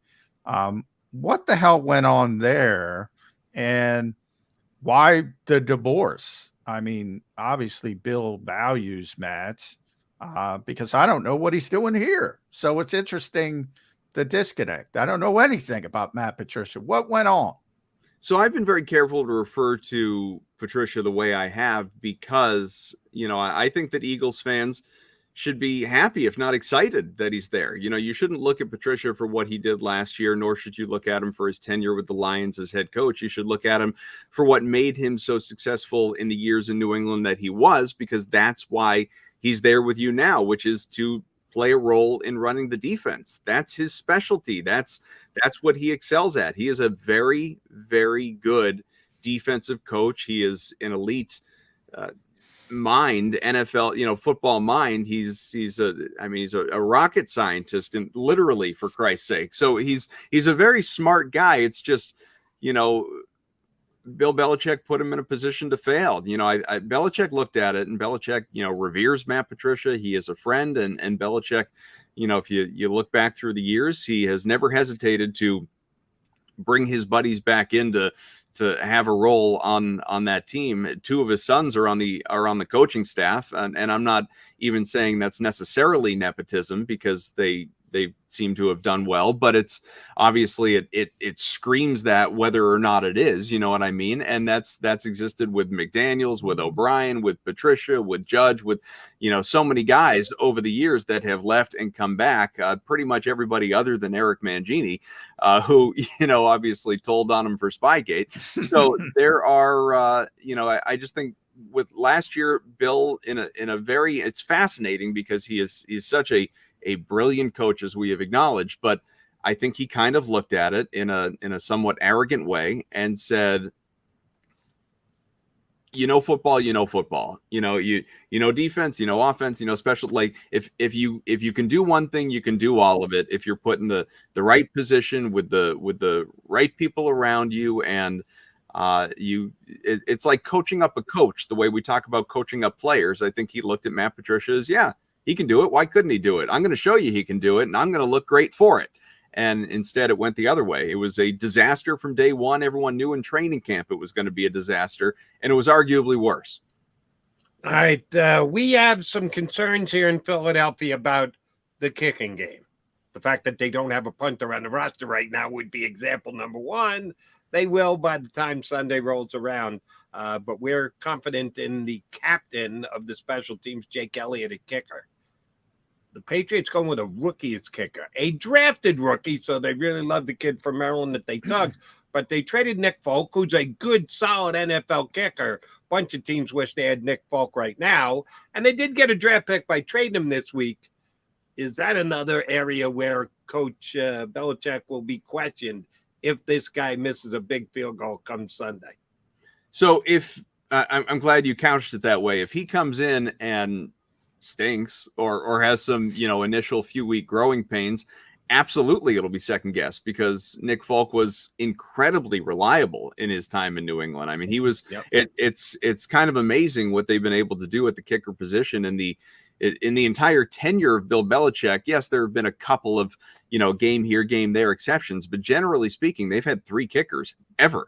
It's gone from Vinatieri to Gostkowski to Folk, and all three very reliable. Gostkowski toward the end a little bit less so, which is why he was gone. But Nick Folk, the reason that I was surprised that they moved on from him, and it wasn't a total shock, because we've seen this from Bill when it comes to special teams, especially at the punter position. They'll they'll have a guy that he'll be like a Pro Bowler, and you'll think that, well, that position's figured out, and then he'll draft a guy and cut the established guy and move on to the cheaper guy. And again, whether it's specifically about saving money or whether he just believes that's a position you should turn over every few years, honestly, I'm not sure. But Folk was again, he was just a sure thing. I mean, he was arguably their best player last year. So I was surprised to see them move on. Hopefully it works out, because we know how important the kicking game is, especially when, coming down to the final few minutes and you need a big kick. You don't want a guy who's going to be afraid of the moment. Folks pushing 40 years old, guy's been around forever and still getting the job done well. So I think that he'll continue to thrive for at least another year or two, and the Patriots are on to their fourth guy. All right. Since Jody went there, Adam, I'm going to continue, because special teams on paper looks like the one issue for the Eagles. Everything besides Jake Elliott, who's a heck of a place kicker. But one, I have to ask you about the punter in New England, because they have a rookie there, Bryce Behringer. Is he left-footed? That's number one, because I always think about Bill Belichick and left-footed punters. He's got this mentality that the ball comes off the foot weird, and he gets one or two turnovers a year. That's always been. So that's number one, because the Eagles don't have a punt returner. So could this be an issue? Are the Patriots still good on special teams? I love Marcus Jones. Yeah, Marcus Jones absolutely is a good talent. As far as the right foot, left foot, honestly, I just don't recall. You're right about the left-footed punters and Bill Belichick's kind of affection for them, and I could look it up quick while we're talking if you'd like. But the as far as sort of the impression this kid has made in camp, it's funny. There was about a week stretch where you're seeing beat writers coming out of camp just infatuated, legitimately looking forward to opportunities, at least in preseason games, maybe not so much now when these games matter, but in preseason games, looking forward to the Patriots having to fail on offense and punt the ball away, because this kid was just such a spectacle. I mean, literally like booming it, never mind 60 plus yards, but the height of these punts was something that was getting a lot of people's attention in Foxborough. It was like this guy's going to hit it as high as he is far. I mean, it's like, get your popcorn ready. This is not the bathroom break when the Patriots are punting the ball away. This is the showstopper right here. So I think that some of that is going to dial back in the regular season, because we're going to be sitting there too busy being critical of the offense if they're punting every time. But it's this kid is getting some attention going into the season. All right, Adam. Some guys, who was it who you've quoted a couple times now on the show here, John, from ESPN? Which of their football analysts? Dan Orlovsky. Orlovsky is prognosticating that the Patriots will outdo the averages in the National Football League when it comes to run-pass ratio. The league is 55-45, whatever the number is, but the Patriots are going to be heavier than that, more like 60-40, or even maybe a tick or two up from that. How much do you think there is to that? They've got Ramondre Stevenson, they got Ezekiel Elliott. They don't have a ton of talent on the outside. If they can run the football effectively, will they try and take the air out of the football and shorten the game by running maybe more than anybody else in the National Football League? Well, I definitely wouldn't say more than anybody else. I don't think you're going to see this Patriots team rank in the top 5 in rushing this season. But I'm talking about percentage of plays, not necessarily the effectiveness thereof, but the percentage of run to pass. I guess what I would say to that is, to a certain degree, especially under someone like Bill Belichick, that kind of goes hand in hand, right? Like if you're doing something and you're not successful at it, you're going to try something else. I think some of those teams that have nothing else, have no choice but to run the ball because they don't trust their quarterback to be any more than a game manager at best. Then that's just kind of the way that you have to be. Or if you're a team that, like the Bears, that you can be just as successful when you have the quarterback running the ball as opposed to passing the ball, then you're going to be run heavy. Like no one's going to confuse Mac Jones for someone who is fleet of foot, maybe a little bit more so than that predecessor that's going to be in attendance, Tom Brady. But, he is not a guy who's regularly going to be scrambling and picking up yards on the ground and rushing for a half dozen scores, even like Cam Newton did when he was here in that 1 year. So I think that, they're going to run the ball at least out of the gate a fair amount, so long as they get the protection from the offensive line to, they get the room to run, and Stevenson and Elliott can complement each other and be healthy. But at some point in time, guys do wear down. Let's not forget what happened at the end of last year. There were a couple of games the Patriots absolutely could have won if not for the fact that Ramondre Stevenson, I'm not putting the losses on Stevenson, but, he was your most dynamic weapon. He was the guy that, you turned to if you needed to play him and Jacoby Myers anyway to move the chains. And Stevenson was visibly worn down. I think that was, a large part of the motivation to go out and get not just another veteran back, like an Elliott. Fournette was here. I think they kicked the tires on Dalvin Cook, Darrell Henderson. There are a couple other guys that came in as well. And I think Elliott was a good choice. I think that, there'll be not quite a 1-2 punch. I think that Stevenson is still going to have the lion's share of the load. And you might see Elliott a little bit more active in what we call around here that James White role, that pass catching back, on third down. But I still think that Mac Jones, despite the lack of a true number one, as we talked about before, I think they're going to pass the ball a fair amount. So I wouldn't say it'll be over the top as far as the disparity. At Adam M. Kaufman, make sure you follow Adam on X, no longer Twitter, but you can go to twitter.com as well. iHeartRadio in Boston does a tremendous job up there. Last one for me, Adam, is if the Patriots win this game, give me the path. How do they win this game? How can they win this game? Oh, God. I think if the Patriots win this game, it's going to be a credit to the emotion in the building. It's kind of a lame answer, but I think that, I agree with you. Three. Yeah. Yeah. I mean, Tom Brady has a knack of obviously getting people excited. Don't be surprised either if it's not just Brady, like, I don't know, maybe Edelman's in attendance, maybe Gronkowski's in attendance, maybe they, maybe it just gets that crazy to kind of rev it up, or maybe they wouldn't do that to pull any attention away from Tom. I don't know. But the point is, I think that place is just going to be absolutely amped. And if they can get an early score and go ahead, I think there's going to be a little extra oomph, exuberance, confidence, whatever in the building. And sometimes in the NFL, that's all it takes. Do I think the Patriots are going to, blow out the Eagles? By no means. Do I think they'll get blown out? I really don't. I think it's going to be a close game. I do think it's a winnable game for New England, but if you force me to bet on it, I would probably take the Eagles with the points. Yeah, see, that's where I was going. I was going to say I need to talk to Adam Kaufman, the gambler. Opened at 3.5, has ticked up to 4. And you say, oh, that's only a half point. But it's kind of a key half point. I know you understand when I say that. That's a key half point to move between 3.5 and 4. Adam Kaufman, the gambler, is going to take the Eagles and give the 4 points, right? Yeah, I mean, 4 is, let's not forget, I do believe the Patriots are better, absolutely better than they were last year.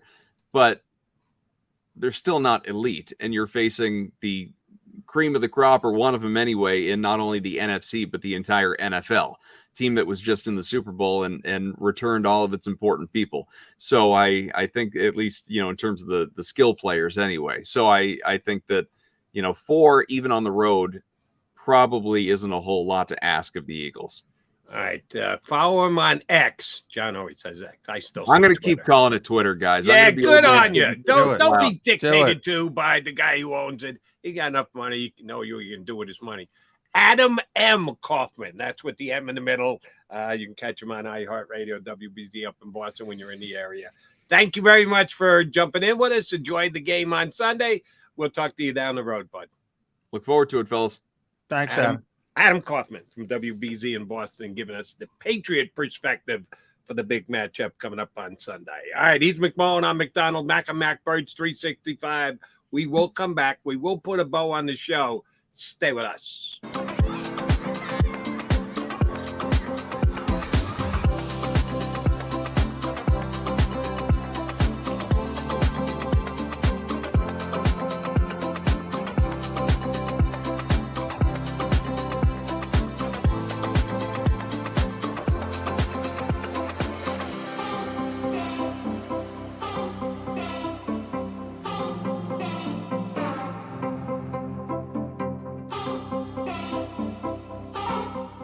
If you own a company and you're not producing a podcast, you're missing out. The public consumes messaging when they're ready. Join the professional podcast network of companies and let JAKIB Media Partners put you in the podcast arena. Come to our professional studio or we'll come to your place of business and professionally produce your company podcast. Call JAKIB Media right now at 267-261-3428. 267-261-3428.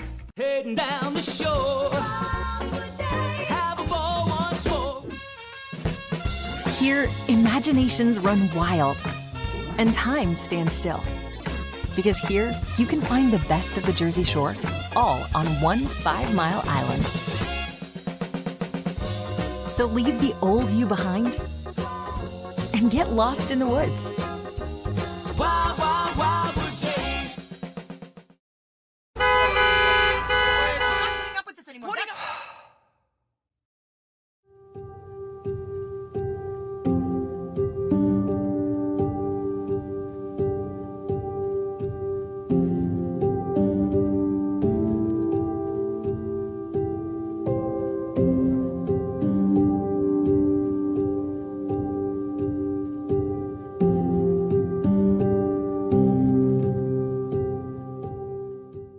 Score and save at Southeastern PA and Delaware with Colony Pools this football season, and let the experts close your pool with a custom Merlin safety cover in green for the birds. And if you join our Winter Watch team, we'll give you another 20% off, and Colony Pools will handle it all. Keep your tiles on your pool, not in your pool. Fly with Colony right now, Birds fans. Visit flywithcolony.com.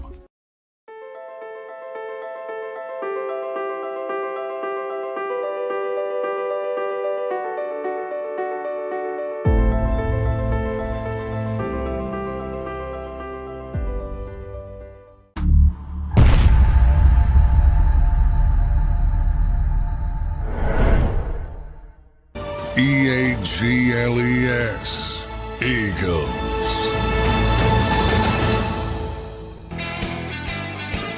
All right, we're going to put a wrap on this pretty damn quickly because Johnny's got to run over and get to South Philly because Eagles moved practice time and media availability up a little bit. But I want to ask you one question before I let you go, John. And thanks to Adam Kaufman. He's a good friend. He's been coming to my show for years. I go in his show in Boston. Good dude. Brings good insight. But he said one thing today that I just shook my head when he said it.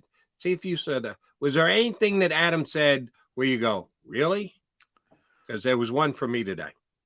Well, I thought he was higher on the offense than the defense, which is bizarre to me. Because I think their defense is pretty good. And I'm like, I look at that offense and I say, where are the playmakers? But that's the playmaker is going to be Bill O'Brien if there is one. The elevation of an actual offensive coordinator, their biggest offseason addition to their offense. Their biggest playmaker might be Marcus Jones, who's a defensive playmaker, who I love. And I was hoping Adam would say, how did the Patriots win this game? Special teams, man. This guy's first team All-Pro. For those who don't know, first team All-Pro, a returner last year. I believe you might remember. I believe it was against the Jets. Oh, stuck into the Jets. Absolutely. Yeah. Put back a punt. The Jets had the Patriots beat, and he took one back. He is a great player. And, you know, the Eagles don't have anybody covering kicks. Never mind the punter. They just lost the game because of the punter covering. And now you got the best punter. He's a hell of a lot better than Kadarius Toney. I'll tell you that. So in a close game, just throwing it out there. A little bit scary. You're right on that. No, what jumped out to me was they're going to use Ezekiel Elliott as the Mike White type back. Hello, Ezekiel Elliott had 17 catches last year for under 100 yards. At one point, he wasn't a bad out of the backfield guy, but you got to go back to 2018 to get that out of Ezekiel Elliott. That's not his forte. now correct me if I'm wrong, and I know we got to go, so you're not going to have time to look it up, but I'm just asking you off your top of your head if you remember the PFF ranking. I'm not going to make it. We got time. I'm not going to make it anyway. So okay. I always thought that Ezekiel Elliott was one of the best blocking backs in the National Football League. Yeah, he was. Picking up the blitz and almost nobody runs two tough ends anymore. He was great all around. He was great all around back. He was good, as you mentioned. He was a good receiver as well earlier in his career. He's a great pass protector. Yeah, he was. And I think he's still a very good pass protector. Maybe not as good as he once was, but still very good. I don't think you want him flashing out of the backfield. No. In the passing game, I don't think that's his strength.